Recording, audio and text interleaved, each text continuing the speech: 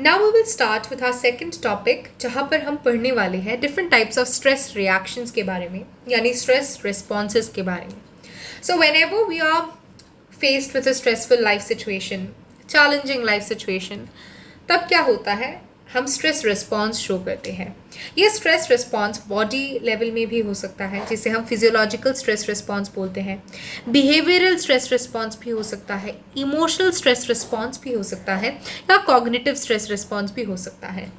जब हम bodily level में स्ट्रेस रिस्पॉन्स को देखते हैं, यानी फिजियोलॉजिकल स्ट्रेस रिस्पॉन्स देखते हैं, तो हमें एक चीज़ बहुत ध्यान से याद रखनी है कि arousal plays a key role in stress related behaviours. जब हम फिजियोलॉजिकल लेवल पे स्ट्रेस रिस्पॉन्स की बात करते हैं, तब अराउजल बहुत ही इम्पॉर्टेंट फिजियोलॉजिकल रिस्पॉन्स होता है स्ट्रेस के अगेंस्ट. अब बॉडी में जब भी when the body undergo stress, तब हाइपोथैलेमस दो पाथवे में रिएक्शन करवाता है, रिस्पॉन्स करवाता है बॉडी का अगेंस्ट द स्ट्रेसर. ये दो पाथवेज कैसे हो सकते हैं? पहला पाथवे हमारा ऑटोनॉमिक नर्वस सिस्टम से रिलेटेड है, और यहाँ पर क्या होता है, एड्रिनल ग्लैंड से बहुत ही लार्ज अमाउंट्स में एपिनेफ्रिन या नॉर एपिनेफ्रिन ब्लड स्ट्रीम में रिलीज होता है. एपिनेफ्रिन एंड नॉर एपिनेफ्रिन को हम कैटेकोलमीन्स कहते हैं एक साथ. तो जब इनको ब्लड स्ट्रीम में रिलीज किया जाता है, इससे फिजियोलॉजिकल चेंजेस, मतलब बॉडी में चेंजेस आते हैं, और इसी से फाइट और फ्लाइट रिस्पॉन्स भी जनरेट होता है. राइट, फाइट और फ्लाइट रिस्पॉन्स का मतलब होता है, फाइट का मतलब होता है you are facing the challenging situation. Flight मतलब यू आर एस्केपिंग और अवॉइडिंग द स्ट्रेसफुल सिचुएशन. तो फिजियोलॉजिकल चेंजेस में क्या होता है, फाइट और फ्लाइट रिस्पॉन्स देखा जाता है. और हमारे हाइपोथैलेमस का पहला पाथवे तो था involving the autonomic nervous system, जहाँ पर हमने एड्रिनल ग्लैंड एंड कैटेकोलमीन्स की बात कर ली. जो सेकेंड पाथवे हाइपोथैलेमस जिससे स्ट्रेस रिस्पॉन्स दिखाता है, उसमें पिट्यूटरी ग्लैंड का रोल होता है. यहाँ पर पिट्यूटरी ग्लैंड कॉर्टिकोस्टेरॉइड, जिसे हम कॉर्टिसोल कहते हैं, ये रिलीज करता है, और यही कॉर्टिसोल हमें एनर्जी भी प्रोवाइड करता है, और इसी एनर्जी से we are able to deal with the stressful life situation. So this was about the physiological response to stress. ठीक है, अभी जो हमारा सेकेंड रिस्पॉन्स होता है एक स्ट्रेसर के अगेंस्ट, वो होता है emotional responses. So we will now talk about the emotional response और रिएक्शंस टू स्ट्रेस. जब भी हम एक स्ट्रेसफुल लाइफ इवेंट को एक्सपीरियंस करते हैं, तो हमारे माइंड में बहुत सारी इमोशंस चल रहे होते हैं. So these negative emotions can include emotions like fear or anxiety, embarrassment, anger, depression या फिर denial. कुछ लोग तो denial में ही होते हैं जब वो stressful life event को experience करते हैं. For example,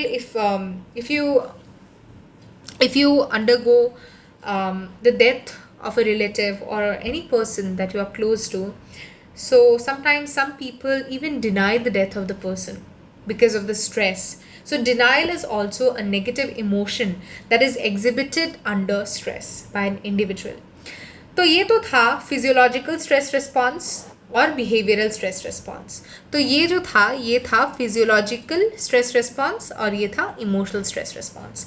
the third type of stress response is the behavioural stress response, जो मतलब बहुत सारे बिहेवियर्स एग्जिबिट होते हैं bye individuals under stress, depending on the nature of the stressful event, depending upon the type of stressor.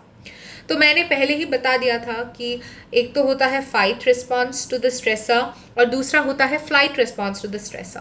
Confrontative action against the stressor को fight response कहते हैं, और withdrawal from the threatening event, जिसे हम flight कहते हैं, are two general categories of behavioural responses.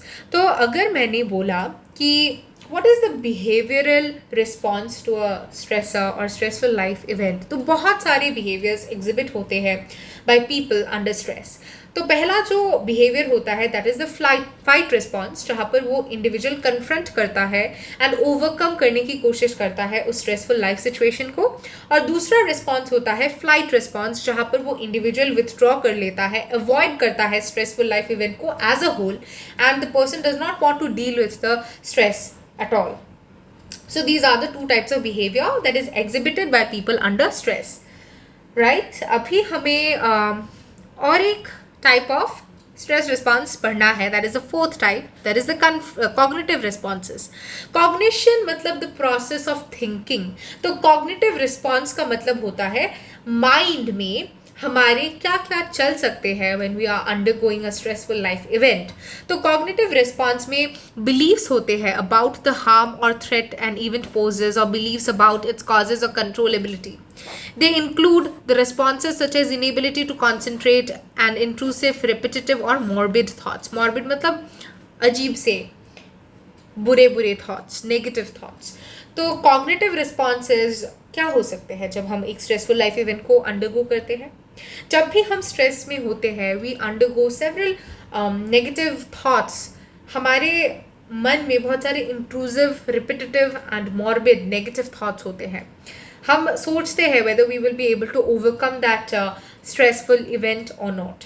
So this is the cognitive level में stress response. तो in conclusion हमने 4 type of stress responses पढ़ लिए हैं. पहला तो physiological response जहाँ पर मैंने बोला कि hypothalamus 2 pathway में स्ट्रेस रिस्पॉन्स इनिशिएट करता है. पहला pathway autonomic nervous system ANS को इंक्लूड करता है जहां पर एड्रिनल ग्लैंड कैटेकोलामीन, सेरेस एपिनेफ्रिन या नॉर एपिनेफ्रिन ब्लड स्ट्रीम में रिलीज करता है जिससे बॉडी का फिजियोलॉजिकल चेंजेस इनिशिएट होता है जहां पर फाइट और फ्लाइट रिस्पॉन्स होता है. सेकेंड पाथवे होता है हाइपोथैलेमस जो इनिशिएट करता है. It involves the pituitary gland जो कि कॉर्टिसोल या फिर कॉर्टिकोस्टेरॉइड रिलीज करता है जो कि एनर्जी प्रोवाइड करता है to deal with the stress. और इमोशनल रिस्पॉन्सेज में नेगेटिव इमोशंस हो सकते हैं और यहाँ पर नेगेटिव इमोशंस में fear, anxiety, embarrassment, denial, depression कुछ भी हो सकता है. और बिहेवियरल रिस्पॉन्सेज में भी फाइट और फ्लाइट रिस्पॉन्स हो सकता है. एंड कॉग्निटिव रिस्पॉन्सेज में कॉग्निशन मतलब थिंकिंग के प्रोसेस में कैसे स्ट्रेस रिस्पॉन्स होता है वो बताया गया है. जब हम स्ट्रेसफुल लाइफ इवेंट को अंडरगो करते हैं we experience morbid negative thoughts, intrusive thoughts and repetitive thoughts. And उसके बाद यहाँ पर स्ट्रेस को बहुत सारे टाइप्स में कैटेगराइज किया गया है. The stresses that people experience also very in terms of intensity, low intensity versus high intensity. First point. Second point is duration, short term versus long term. The third point is complexity, less complex versus more complex. Fourth point is predictability, that is unexpected versus predictable. तो अगर हमें stresses को categorise करना हो तो हम stress को categorise कर सकते हैं on the basis of intensity कि कितना इंटेंस है स्ट्रेस या स्ट्रेसफुल इवेंट. कुछ स्ट्रेसफुल इवेंट्स लो इंटेंसिटी के होते हैं, कुछ हाई इंटेंसिटी के होते हैं. ड्यूरेशन कुछ शॉर्ट टर्म के लिए होते हैं मतलब छोटे पीरियड के लिए होते हैं और कुछ बहुत क्रॉनिक भी होते हैं, लॉन्ग टर्म भी होते हैं. कम्प्लेक्सिटी कुछ स्ट्रेसेस लेस कम्प्लेक्स होते हैं, कम कम्प्लेक्स होते हैं और कुछ ज़्यादा कम्प्लेक्स होते हैं. प्रेडिक्टेबिलिटी कुछ ऐसे स्ट्रेसेस होते हैं जो कि प्रेडिक्टेबल हो सकते हैं और कुछ ऐसे भी स्ट्रेसेस होते हैं जो कि अनएक्सपेक्टेड होते हैं, अनप्रेडिक्टेबल होते हैं. So, on the basis of the intensity, duration, complexity and predictability, हम stresses को classify कर सकते हैं. The outcome of stress depends on position of a particular stressful experience along these dimensions. तो बहुत सारे dimensions हो सकते हैं stressful life events के जैसे कि intensity, duration, complexity, predictability. तो यहाँ पर बताया गया है जब हम ज़्यादा intense, ज़्यादा long term या फिर chronic या prolonged complex and unanticipated, that is unpredictable, unexpected stresses experience करते हैं तो उसका ज़्यादा negative consequences होता है हमारे health पर, हमारी physical और mental health पर. Whereas less intense, short term, less complex and unexpected stresses have kind of less negative consequences on our physical and mental health. And एक इंडिविजुअल का स्ट्रेस एक्सपीरियंस डिपेंड करता है कि उस इंडिविजुअल का health कैसा है, फिजियोलॉजिकल स्ट्रेंथ कैसा है. देयरफॉर वी से कि ऐसे इंडिविजुअल्स जिनका हेल्थ अच्छा नहीं है, पुअर है, वीक कंस्टिट्यूशन के लोग बहुत ज़्यादा वल्नरेबल होते हैं स्ट्रेस से. and those who enjoy good health and strong constitution, they are less vulnerable to stressful life events. और साइकोलॉजिकल कैरेक्टरिस्टिक्स, बहुत सारे लोगों के अलग अलग साइकोलॉजिकल एट्रीब्यूट्स होते हैं. कुछ लोग ज़्यादा स्ट्रांग होते हैं mentally, some people they are weak mentally, and लोगों के अलग अलग टेम्परामेंट होते हैं. सेल्फ कॉन्सेप्ट, खुद के बारे में जो सोच होता है सबका अलग अलग होता है. Some people are confident in themselves, some are under confident. तो ये सब साइकोलॉजिकल कैरेक्टरिस्टिक्स अलग अलग लोगों में अलग अलग होते हैं, एंड ये बहुत हद तक स्ट्रेस एक्सपीरियंस को भी इन्फ्लुएंस करता है. कल्चरल कॉन्टेक्स्ट, साइकोलॉजिकल कैरेक्टरिस्टिक्स तो स्ट्रेसफुल लाइफ इवेंट के एक्सपीरियंस को इन्फ्लुएंस करते ही हैं, साथ ही साथ जो कल्चर होता है वो भी इम्पॉर्टेंट रोल प्ले करता है, and determines the meaning of any event and defines the nature of response that is expected under various conditions. साथ ही साथ stress experience depend करता है कि what is the ability of the person to cope, कि whether the person has the resources to cope with the stress such as money, क्या उस इंसान के पास पैसे है, social skills है, coping style कैसा है, इस पर भी डिपेंड करता है बहुत हद तक उस इंसान का स्ट्रेस एक्सपीरियंस. साथ ही साथ एक बहुत ही इंपॉर्टेंट फैक्टर है सपोर्ट नेटवर्क्स. जिन लोगों के पास सोशल सपोर्ट होता है, they are able to effectively deal with the stresses of life in comparison to people who lack social support. तो इन्हीं फैक्टर्स से डिटरमाइन किया जाता है कि कैसे एक इंसान इंटरप्रेट करेगा या अप्रेज करेगा एक स्ट्रेसफुल लाइफ सिचुएशन को. तो बहुत सारे फैक्टर्स होते हैं जो कि जिस पर डिपेंड करता है the interpretation of a stressful life event bye an individual. तो पहला फैक्टर है साइकोलॉजिकल कैरेक्टरिस्टिक्स, सेकंड फैक्टर है कल्चरल कॉन्टेक्स्ट, थर्ड फैक्टर है हमारा रिसोर्सेज, सपोर्ट नेटवर्क्स, ये सब. And yes, with this we complete this topic. Now we are going to start with signs and symptoms of stress. कैसे पता चले कि एक इंडिविजुअल एक स्ट्रेसफुल लाइफ इवेंट को अंडरगो कर रहा है. तो हमें पता है कि जब भी हम स्ट्रेस से अंडरगो करते हैं, हम अलग अलग टाइप से रिस्पॉन्ड करते हैं इन स्ट्रेसफुल लाइफ इवेंट्स के against, depending upon our personality, साथ ही साथ हमारी लाइफ एक्सपीरियंसेस, कैसे हमें पाला पोसा गया है, अर्ली अपब्रिंगिंग एट्सेट्रा. तो हम हर एक इंसान का अलग अलग स्ट्रेस रिस्पॉन्स होता है. सो वार्निंग साइंस जो जिससे हमें पता चले कि एक इंडिविजुअल स्ट्रेस से अंडरगो कर रहा है, वो भी वेरी कर सकता है, बिकॉज हमारा पर्सनैलिटी, हमारा टेम्परामेंट, हमारा कोपिंग मैकेनिज्म, हमारा एक्सपीरियंस, हमारा अर्ली अपब्रिंगिंग अलग है. Therefore, the warning signs and symptoms of stress will also vary in intensity in different individuals. So, हमने देख लिया कि हमारे पास 4 टाइप ऑफ स्ट्रेस रिस्पॉन्सेज होते हैं, physiological, emotional, biological and cognitive. And इसी से हमें पता चलता है the depth of the problem by the nature and severity of our own symptoms और चेंजेस इन बिहेवियर. तो सिम्टम्स ऑफ स्ट्रेस भी फिजिकल हो सकते हैं, इमोशनल हो सकते हैं, बिहेवियरल, कॉग्निटिव, कुछ भी हो सकते हैं. और सिम्टम्स ऑफ स्ट्रेस इंडिकेट करता है कि डिग्री ऑफ स्ट्रेस कितना है, और अगर हमने स्ट्रेस को अनरिजॉल्व रख दिया, उसे डील नहीं किया, फेस नहीं किया, इससे सीरियस इम्प्लीकेशंस हो सकते हैं, एक्यूट स्ट्रेस डिसऑर्डर भी हो सकते हैं. और this box is very important. यहाँ पर बहुत सारे science and symptoms of stress को दिखाया गया है. So, lack of concentration, memory loss, poor decision making, inconsistency, irregular attendance and timekeeping, low self-esteem, poor long-term planning, frantic bursts of energy, मतलब अचानक से बहुत ज़्यादा energetic feel करना, mood swings होना, emotional outbursts, worry, anxiety, fear, depression, difficulties with sleep, difficulties with eating, misuse of drugs, and मतलब misuse of drugs मतलब substance abuse. It can be alcohol abuse as well. Physical illnesses like stomach upset, headache, backache, etc. And इन सब symptoms को हमें देख के पता चलता है कि stress is a serious problem, and if unresolved it might have severe implications. उसके बाद हमें पढ़ना है कि कितने टाइप ऑफ स्ट्रेस हो सकते हैं. तो स्ट्रेस फिजिकल भी हो सकते हैं या एनवायरमेंटल स्ट्रेस भी हो सकते हैं, साइकोलॉजिकल स्ट्रेस भी हो सकते हैं, या फिर सोशल स्ट्रेस भी हो सकते हैं. So let me just quickly summarise कि what are the types of stress. types of stress. Physical and environmental stress. Next we have psychological stress. Third is social stress. तो हमारे पास 3 types of stress होते हैं. The first is physical and environmental stress. The second is psychological stress, जहाँ पर you will talk about frustration, conflicts, internal, external pressures, social pressures. उसके बाद हम social stress की बात करेंगे.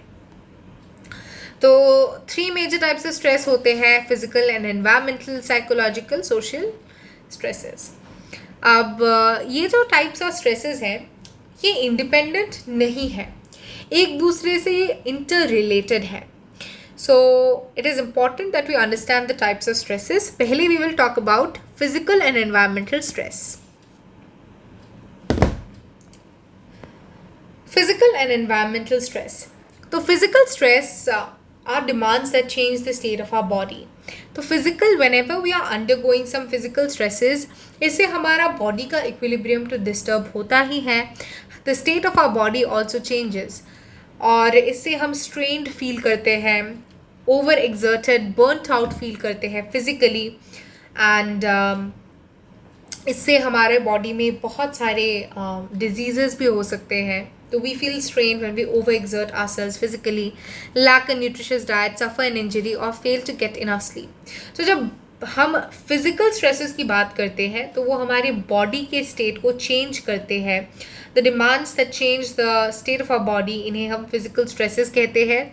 Physical stresses में हमारा आता है lack of a nutritious diet, suffering from an injury, failing to get enough sleep, etc. Environmental stresses की बात करें तो these are aspects of our surroundings या environment, जैसे कि जो कि unavoidable होते हैं, जैसे कि air pollution हो गया, crowding, noise, heat of the summer, winter cold, etc. Another group of environmental stresses are catastrophic events, जहाँ पर disasters like fire, tsunami, earthquake, floods ये सब आते हैं.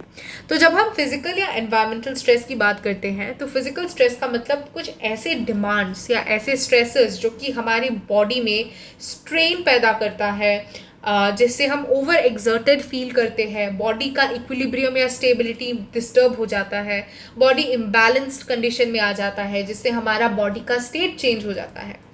फिजिकल स्ट्रेसर्स के एग्जांपल्स है lack of a nutritious diet, when we don't get adequate sleep, when we suffer from an injury, या फिर जब हम ओवर एक्सर्ट कर लेते हैं हम खुद को physically by working too hard, being too hard on ourselves.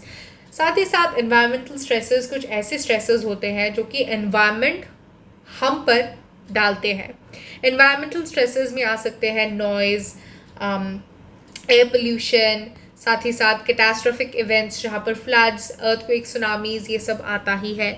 Psychological stress मतलब जब हमारे कॉग्निटिव लेवल पे प्रॉब्लम्स हो तो उससे हम साइकोलॉजिकल स्ट्रेस अंडरगो कर सकते हैं.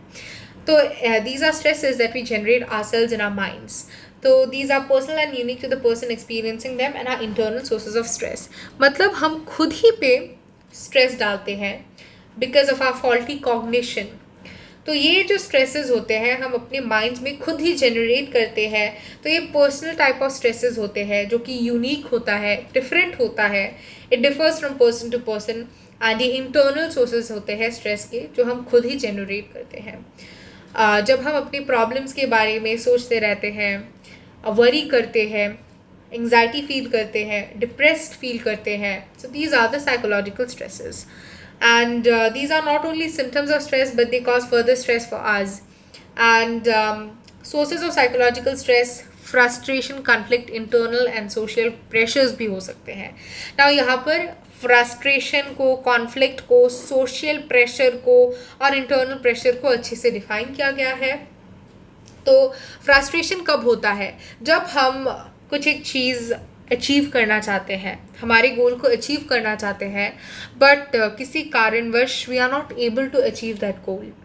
Maybe because we lack the resources, or maybe because of some other person who is blocking our motive, who is hindering us from achieving the desired goal. तब हमें frustration होता है. And बहुत सारे अलग अलग reasons हो सकते हैं frustration का.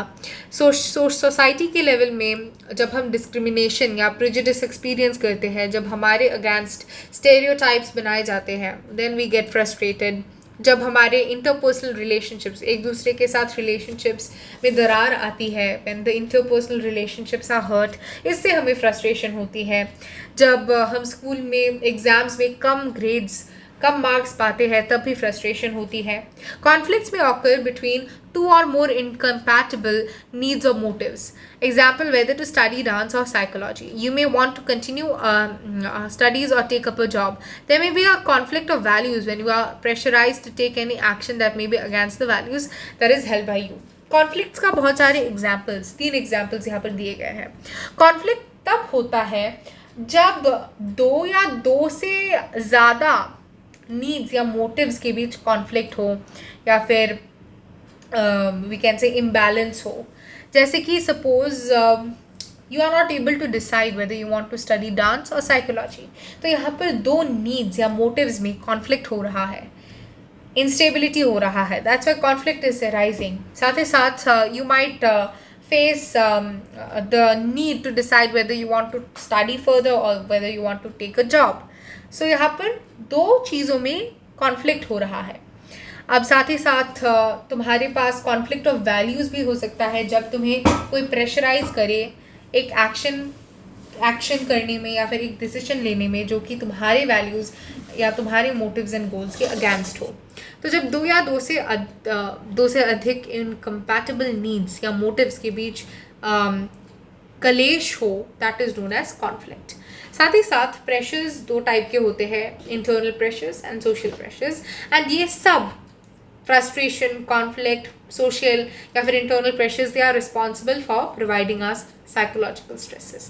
Internal pressures हमारे खुद के beliefs से, हमारे खुद के expectations से होते हैं, and ये expectations वो हम खुद के लिए खुद ही रख देते हैं. For example, मुझे 100 out of 100 लाना है इस subject में.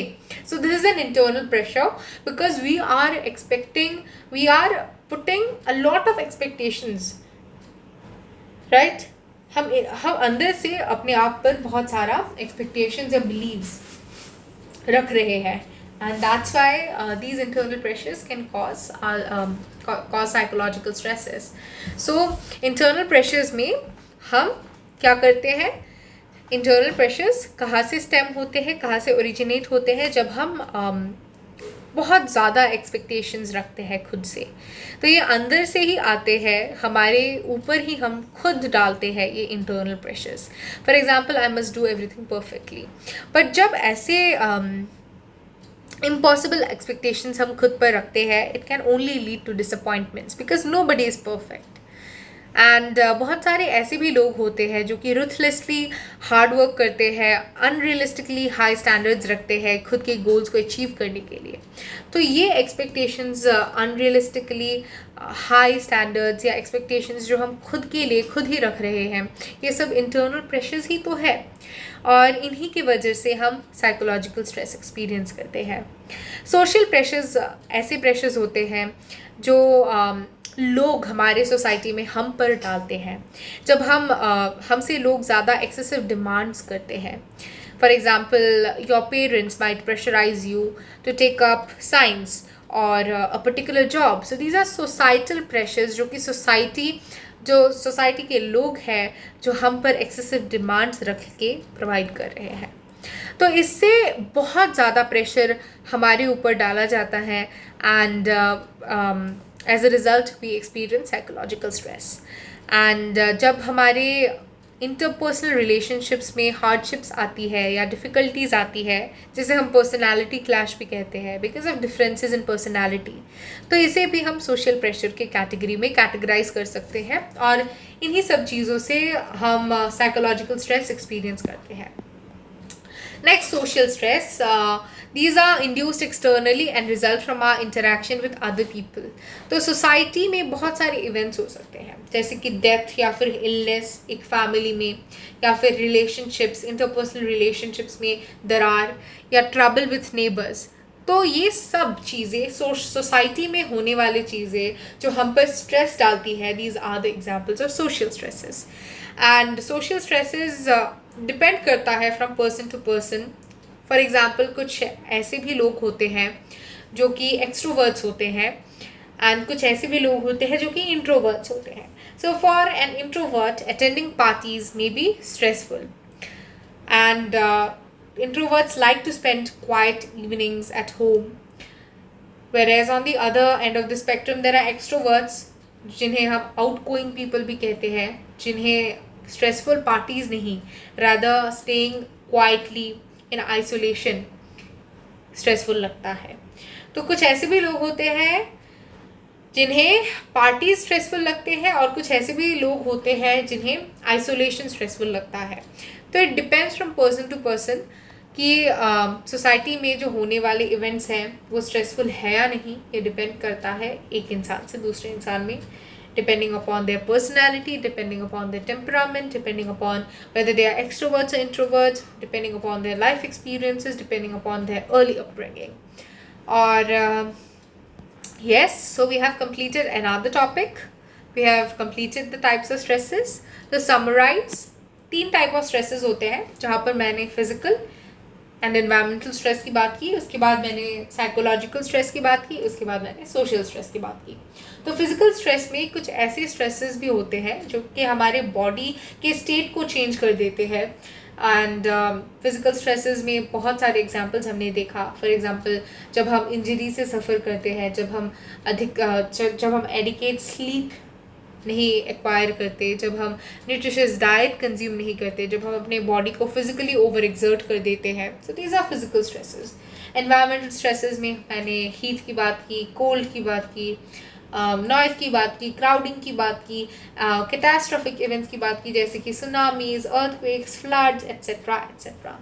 Then we talked about psychological stress, जो कि फॉल्टी कॉग्निशन की वजह से होता है. फ्रस्ट्रेशन की बात की, जब फ्रस्ट्रेशन तब होता है जब हमारे गोल्स या मोटिव्स को हमें अचीव करने से बाधा दिया जाता है, एंड दिस बाधा may be in the form of unavailability of the resources or the coping mechanisms to overcome the stressful life event. साथ ही साथ कॉन्फ्लिक्ट्स की वजह से भी हम साइकोलॉजिकल स्ट्रेस अंडरगो करते हैं. कॉन्फ्लिक्ट्स कब होता है? जब कलेश होता है 2 या 2 से अधिक नीड्स या मोटिव्स में. फॉर एग्जाम्पल हमने 3 एग्जाम्पल्स पढ़ा. For example the decision to whether study dance और psychology, the decision to whether to whether continue further studies or to take up a job, right? साथ ही साथ we also took the example of when we are pressurized to take up an action or decision which might go against the values that we hold. साथ ही साथ बहुत सारे pressures हो सकते हैं, internal pressures हो सकते हैं, social pressures हो सकते हैं. Internal pressures कुछ ऐसे beliefs होते हैं या फिर unrealistic expectations होते हैं जो हम खुद ही पर इम्पोज करते हैं. For example the belief that I must be perfect at all times.